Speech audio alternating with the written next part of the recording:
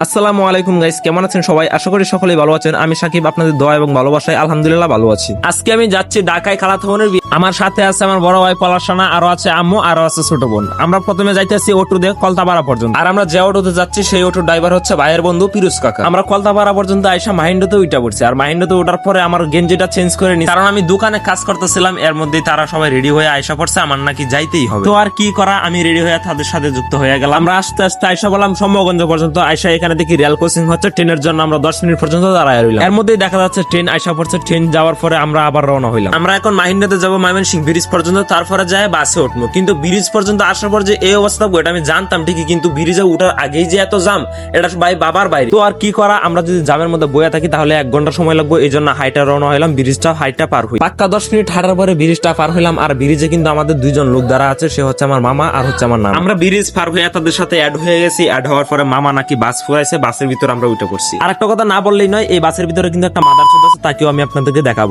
বাসে বসে আছি, রাস্তা কিন্তু অনেকটা, এই জন্য একটু ঘুমায় নিচ্ছি। পাক্কা 1 ঘন্টা পরে ভাই আমার ডাক দিচ্ছে, সাকিব রাস্তা আয়া পড়ছে, উইটা পরে আমি আর ভাই সামনে আয়া পড়ছে। সামনে ড্রাইভারের সাথে কিছুক্ষণ বসে আছি। আর একটা কথা আপনাদেরকে বলাই হয় না, আমরা ঢাকা কোন জায়গায় যাবো? আমরা যাবো ঢাকা বাগের বাজারে। আর 1 ঘন্টার ভিতরে দেখি ঢাকা বাগের বাজারে পৌঁছে গেছে। বাটি পাগলা বাস এত টানা টানছে, আমি প্রথমে ভাবছিলাম যে লোকাল বাস এত টানতে পারবো না, কিন্তু এটা দেখার পরে বুঝতে পারছি যে না ভাই, লোকাল বাসও টানতে জানে। আর আপনাদেরকে তো বলছিলাম এই বাসের ভিতরে একটা মহান ব্যক্তি আছে, এই সেই মহান ব্যক্তি, এই যে হলুদ।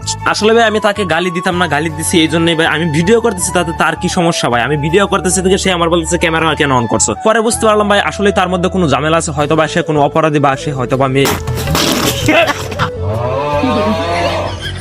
পরে আমরা বাস থেকে নামে পড়লাম বাগের বাজার। তারপরে দেখতেছি মামা অটোকে জিজ্ঞেস করছে মাটির স্কুল যা। তারপর আমি সবাইকে জিজ্ঞেস করলাম যে মাটির স্কুল মানে, সবাই বলতেছে ওইখানে নাকি একটা মাটির স্কুল আছে, এই জন্য এই জায়গার নাম মাটির স্কুল। আর একটা কথা, আমার আন্টি কিন্তু প্রথমে শহরে, তারপরে এখানে গ্রামে আমার নানা থাকে, এই জন্য এই গ্রাম সাইডে। আর আসলে গ্রামের বিয়াতে অনেক মজা হয়। আর আমরা অটো থেকে নামে 5 মিনিট হাইটা বাড়ি পর্যন্ত যাইতেছি। আর এখানে সবাই বাড়ি চিনে, শুধু আমি বাদিয়া, কারণ আমি কখনোই যাই না। আর সবাই গেছে অথচ কেউই বাড়ি চিন্তাছে না। তারপরে দেখি বিয়া বাড়ির গান বাজতেছে, তারপরে দেখতেছি সামনে একটা গেট। তারপরে চিন্তা করলাম যে না, বিয়া বাড়ি পাইয়া গেছে। আর আমি বাড়িতে ঢুকার আগে মাস্ক পরে নিচ্ছি, দেখি আমাকে কে চিনতে পারে। সবাই বাড়ির ভিতরে ঢুকে গেছে, কিন্তু আমি প্যান্ডেলের ভিতরে দেখতেছি আঙ্কেল দাঁড়া। তারপর আঙ্কেলের সামনে যাই, আমি সালাম দিচ্ছি, কিন্তু আঙ্কেল আমাকে চিনতে পারে না। যখন মাস্কটা খুললাম তখন আঙ্কেল আমাকে দেখে কত সুন্দর একটা হাসি দিয়েছে। দেখেন আসলে আঙ্কেল আন্টি আমাকে কতবার করে বলছে যাওয়ার জন্য, কিন্তু আমি ব্যস্ততার কারণে যাইতে পারি না। কিন্তু বিয়াতে যাবো তারা এটা ভাবতেই পারে না, এই জন্য আঙ্কেল আন্টি দেখে আমাকে অনেকটা খুশি হয়েছে। আর হ্যাঁ, আজকে কিন্তু বিয়া না, আজকে হচ্ছে গায়ে হলুদ, আগামীকালকে বিয়া। আর ওইদিকে দেখি খালাতো বোনের বান্ধবী, ওরা নাকি ছবি তুলতেছে। আর ওইদিকে আমি বাড়িতে ঢুকার সাথে সাথে সবাইকে ভালো মন্দ জিজ্ঞেস করলাম, সবাই বলতেছে ভালো আছে। আর আমাকে দেখে সবাই অনেকটা খুশি। আসলে আমি এই বাড়িতে কখনো আসি নাই, এই জন্যই। আর এই বাড়িতে ঢুকার সাথে সাথে আমি একটা জিনিস দেখে অবাক, যেটা আপনাদেরকেও দেখাই। এই যে দেখেন, একটা অবাক করা বিষয়, আমি শুনছিলাম এখানে একটা মাটির স্কুল আছে বলে এই জায়গার নাম মাটির স্কুল। তবে এখানে যে